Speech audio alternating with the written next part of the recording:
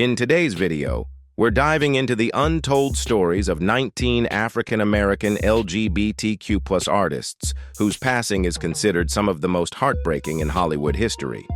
Many of them lived quietly behind the curtain, in a world that wasn't ready to accept their true identities. Some of the stories on this list will leave you stunned, making you think, how could that have happened to them?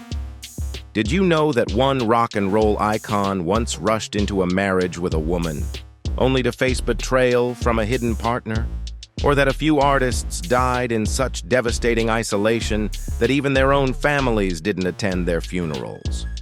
Behind the legendary music and the glamorous careers were painful truths that the world is only now beginning to understand. If you believe these stories deserve to be told, drop a 1 in the comments below. If you feel differently or want to share your own thoughts, leave a 0. And don't forget to like, share, and subscribe to help support the channel.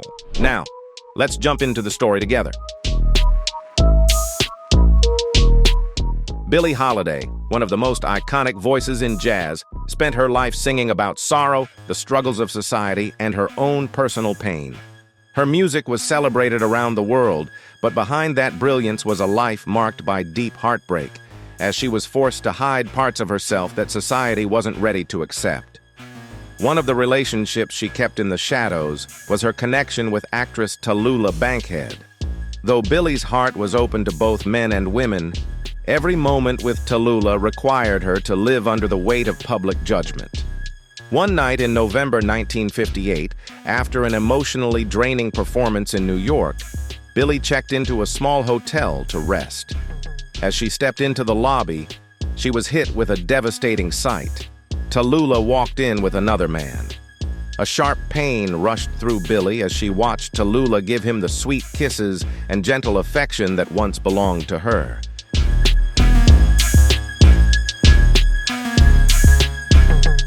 This betrayal struck Billie like a crashing wave, leaving her feeling abandoned and deeply wounded. The weight of loneliness grew heavier, and she turned to alcohol and drugs to numb the emotional storm consuming her. On July 17, 1959, at just 44 years old, Billie Holiday passed away in a room at Metropolitan Hospital in New York after a long struggle with liver and heart disease.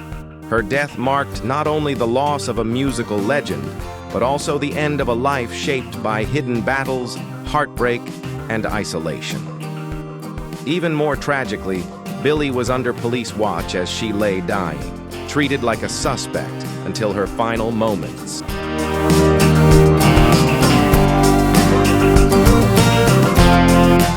Billie Holiday's passing became the final heartbreak in a life overwhelmed by prejudice, suffering, and a loneliness that never truly healed. She wasn't only a musical icon.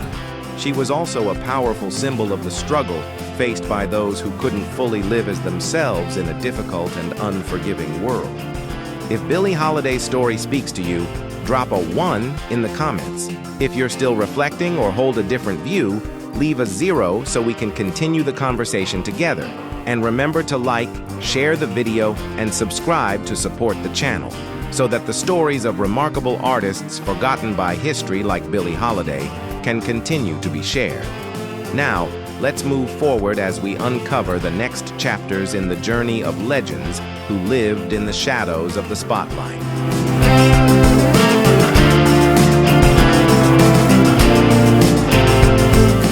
Keith Barrow, born in 1954, was the son of Reverend Willie Barrow, a prominent civil rights activist, and a gifted artist in the soul and disco scene of the 1970s and early 1980s. He started his musical path in a gospel group, growing up under the intense expectations of a family deeply rooted in social justice work. But Keith's life was far from simple, especially when it came to love and personal relationships.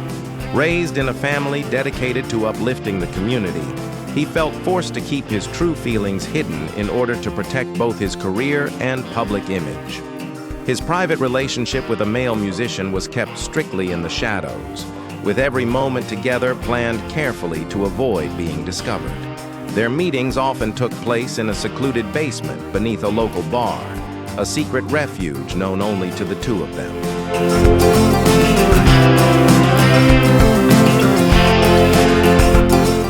Although his music career began gaining momentum in the 1970s, the quiet ache of a love he couldn't openly express continued to burn inside him. In the music industry of that time, a same-sex relationship was something few dared to imagine discussing publicly. Then, one day in October 1983, as relentless fevers took a toll on his body, Keith realized he could no longer keep his HIV diagnosis hidden.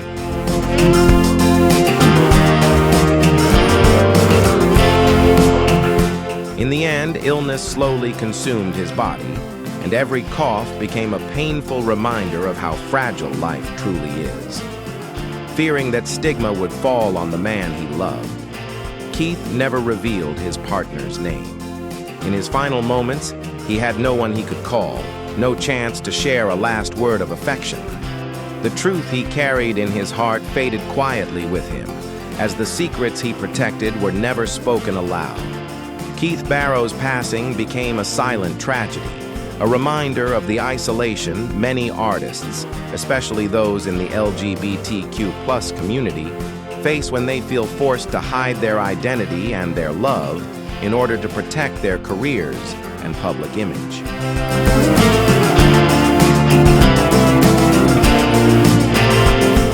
In the late 1980s, Eazy-E, born Eric Lynn Wright, helped create a seismic shift in hip-hop alongside NWA.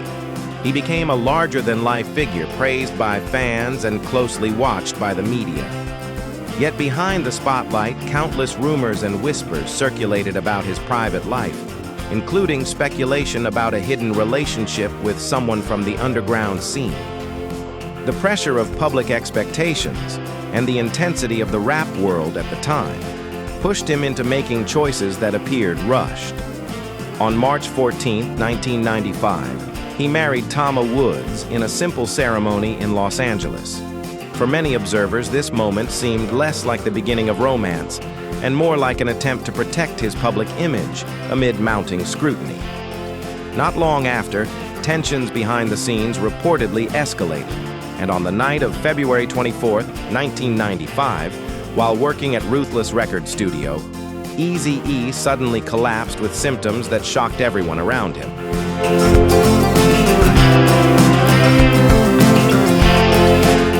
When Eazy-E was hospitalized, doctors revealed that he was in the advanced stages of HIV/AIDS, a diagnosis that shocked many as his condition had not been publicly known. The illness progressed rapidly, taking a devastating toll on his health in a very short time. In the days following his wedding, reports suggest he faced emotional challenges and private struggles as he came to terms with his illness. His final days remain a poignant reminder of the fragility of life and the pressures faced by public figures navigating private battles behind the spotlight.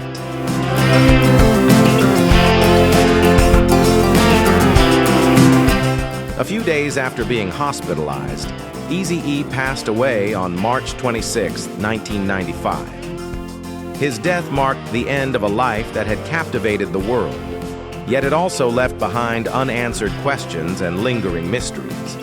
Those around him mourned in silence, and rumors swirled about the personal struggles he faced in private. Some accounts even tell of a mysterious note discovered near his grave weeks later, fueling speculation about love, betrayal, and unresolved conflicts. The truth may never be known.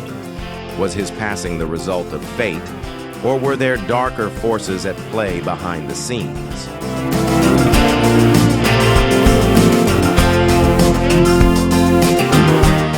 Sylvester, hailed as the Queen of Disco in the late 1970s, won hearts with his soaring falsetto and vibrant, free-spirited musical style, becoming a true icon for the LGBTQ+ community. His disco hits, brimming with energy and joy, not only captivated audiences, but also gave hope to those seeking freedom and acceptance. Yet behind the glittering disco lights, Sylvester's heart belonged to one true love, Rick Cranmer. In 1987, as they shared happy moments together, their lives were suddenly upended when Rick fell gravely ill. On a rainy evening, July 5, 1987, Sylvester sat vigil by Rick's bedside in a small apartment in San Francisco's Castro district. Rick's once strong features had faded, and his lips were pale, a stark contrast to the man Sylvester had known. Doctors confirmed that Rick had contracted HIV/AIDS and had only limited time left.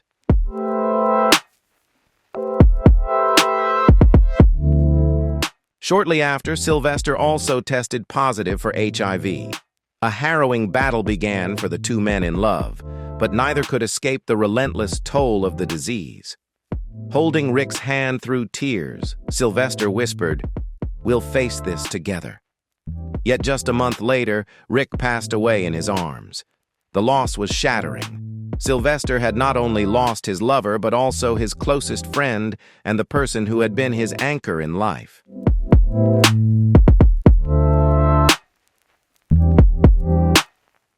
On December 10, 1988, at San Francisco General Hospital, Sylvester lay in his bed, his body weakened by HIV/AIDS. Persistent coughing racked him, while the memories of old songs floated softly through his mind.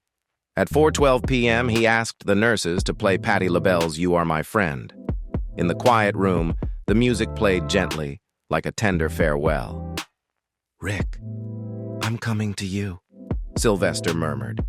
Minutes later, his heart stopped, closing the final chapter of a life that had been both dazzling and tragic. His passing marked a profound loss, not only for music, but for everyone who had been touched by his spirit and found hope and freedom in his songs.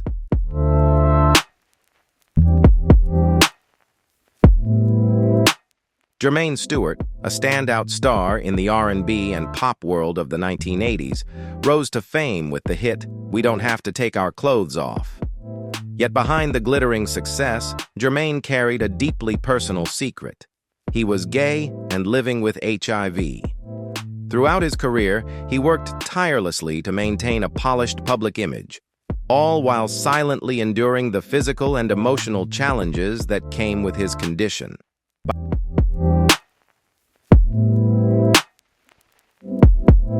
By December 1996, after a concert in Chicago, Jermaine began noticing a sharp decline in his health.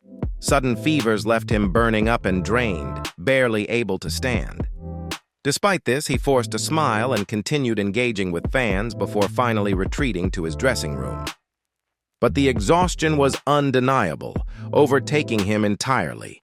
Jermaine refused to seek medical help, worried that revealing his condition could shatter the carefully crafted public image he had maintained for years.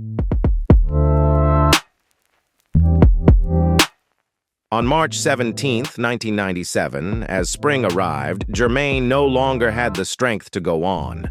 A sharp chest pain overwhelmed him, and at 4 a.m. he reached for the phone, perhaps hoping to call someone he had kept hidden from the world for so long.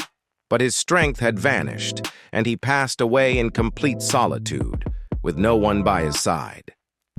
Jermaine Stewart's death was a profound loss for the music world, as the career and polished image he had built came at the cost of a lonely, painful life.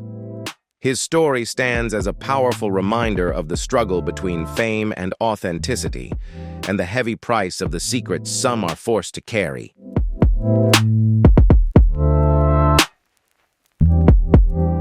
In the early 1950s, Dorothy Dandridge shone as a trailblazer in a racially divided Hollywood, earning acclaim for her unforgettable performance in Carmen Jones. In 1954, she became the first Black woman ever nominated for an Academy Award, a powerful symbol of hope and change. Yet behind the glittering lights, Dorothy carried a secret that could have jeopardized her career. Few knew that she had once shared a passionate love affair with a well-known actress, a romance expressed only through hurried touches backstage and stolen glances, always under the watchful eyes of the cameras. In a world that demanded secrecy, this was the only person who made Dorothy feel fully alive. But in that era, society would never have accepted two Black women loving each other openly.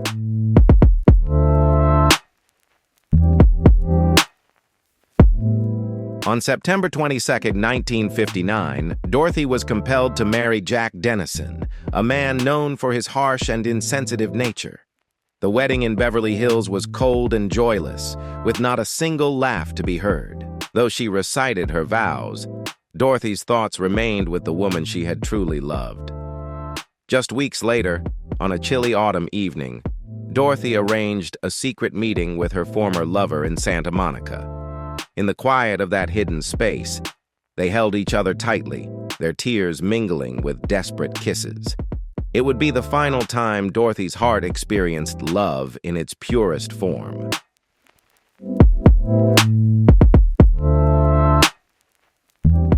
Shortly after, Dorothy was quietly given tranquilizers by studio executives to keep her emotions under control. Deep down, she knew she had become little more than a pawn in a system that had run its course with her. Tragedy struck on the night of September 8, 1965, when Dorothy was found dead in her Hollywood apartment, her hand still clutching an empty pill bottle. Though her death was officially ruled an accident, unanswered questions continue to linger. Was it the crushing weight of prejudice that led to her demise, or were there darker forces at play behind the scenes? On the bedside table, a faded photograph was discovered. Dorothy resting her head tenderly on the shoulder of an unnamed woman, both smiling as if the outside world had never existed.